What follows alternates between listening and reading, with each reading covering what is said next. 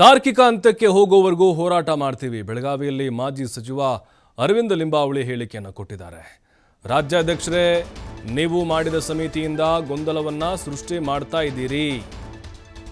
ಮತ್ತೊಬ್ಬ ಭಿನ್ನರ ಬಳಗದ ನಾಯಕರು ಅರವಿಂದ ಲಿಂಬಾವಳಿ ಗುಡುಗಿದ್ದಾರೆ. ತಾರ್ಕಿಕ ಅಂತ್ಯಕ್ಕೆ ತೆಗೆದುಕೊಂಡು ಹೋಗ್ತೇವೆ ನಾವು. ವಿಜೇಂದ್ರ ಅವರೇ, ನೀವು ಮಾಡಿದ ಸಮಿತಿ ಇದೆಯಲ್ವಾ, ಅದು ಗೊಂದಲ ಸೃಷ್ಟಿ ಮಾಡ್ತಾ ಇದೆ. ಹೆಬ್ಬಾರ್ ಎಸ್ ಟಿ ಸೋಮಶೇಖರ್ ಪಕ್ಷ ವಿರೋಧಿ ಕೆಲಸ ಮಾಡಿದ್ರು ಕ್ರಮ ಇಲ್ಲ. ಏನು ಕ್ರಮ ತೆಗೆದುಕೊಂಡ್ರಿ? ಎಸ್ ಟಿ ಸೋಮಶೇಖರ್ ಹೆಬ್ಬಾರ್ ವಿರುದ್ಧ ಜನಪರ ಕೆಲಸ ಮಾಡ್ತಿರುವ ಯತ್ನಾಳ್ ಮೇಲೆ ಕ್ರಮ ಕೈಗೊಳ್ತೀವಿ ಅಂತ ಹೇಳ್ತೀರಿ. ನೀವು ಹೊಂದಾಣಿಕೆ ರಾಜಕಾರಣ ಬಿಟ್ಟು ನಮ್ಮೊಂದಿಗೆ ಕೈ ಜೋಡಿಸಿ. ದಾವಣಗೆರೆಯ ಕಾರ್ಯಕ್ರಮವನ್ನು ನಿಲ್ಲಿಸುವಂತಹ ಪ್ರಶ್ನೆನೇ ಇಲ್ಲ. ನಾಳೆ ದೆಹಲಿಗೆ ಹೋಗಿ ಸದನ ಸಮಿತಿಯನ್ನು ಭೇಟಿ ಮಾಡ್ತೀವಿ. ಯತ್ನಾಳ್, ರಮೇಶ್ ಜಾರಕಿಹೊಳಿ ಹೋರಾಟ ಮಾಡ್ತಾರೆ ಅಂತ ಹೇಳಿ ಲಿಂಬಾವಳಿ ಅಬ್ಬರಿಸಿದ್ದಾರೆ.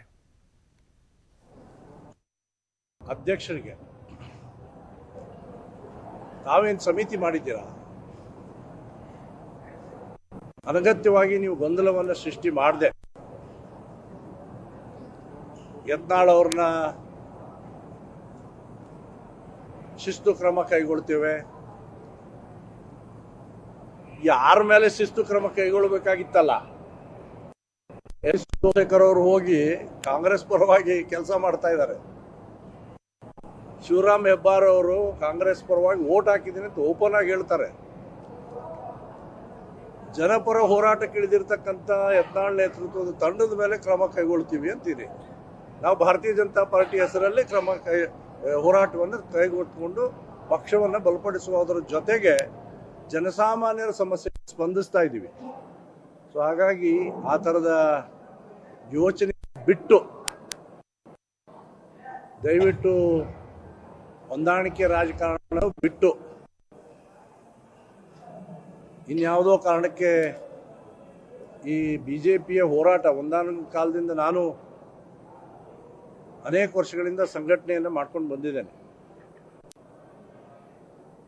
ಯತ್ನಾಳ್ ಅವರು ಈ ಭಾಗದಲ್ಲಿ ಪಕ್ಷವನ್ನು ಕಟ್ಟಿರ್ತಕ್ಕಂಥ ನಮ್ಮ ಹಿರಿಯ ನಾಯಕರು. ಸಿದ್ದೇಶ್ ಅವ್ರ ಬಗ್ಗೆ ಹೇಳಿದರು. ಆಗಿನ ದಿನಗಳಲ್ಲಿ ತಂದೆಯವರು MP ಆದ ನಂತರ ಮಧ್ಯ ಕರ್ನಾಟಕದಲ್ಲಿ ಭಾರತೀಯ ಜನತಾ ಪಕ್ಷ ಬೆಳೆಯೋದಕ್ಕೆ ಶ್ರಮ ಪಟ್ಟಿರ್ತಕ್ಕಂಥ ನಾಯಕರು. ಇದೆಲ್ಲ ಮುಗಿಬೇಕಲ್ಲ, ನಮ್ಮದು ಜನಜಾಗೃತಿ ಇನ್ನೂ ಅನೇಕ ಜಿಲ್ಲೆಗಳಿಗೆ ಹೋಗೋದಿದೆ. ಆಗಿರ್ತಕ್ಕಂಥ ಎಲ್ಲ ಕಡೆ ಕರೀತಾ ಇದ್ದಾರೆ.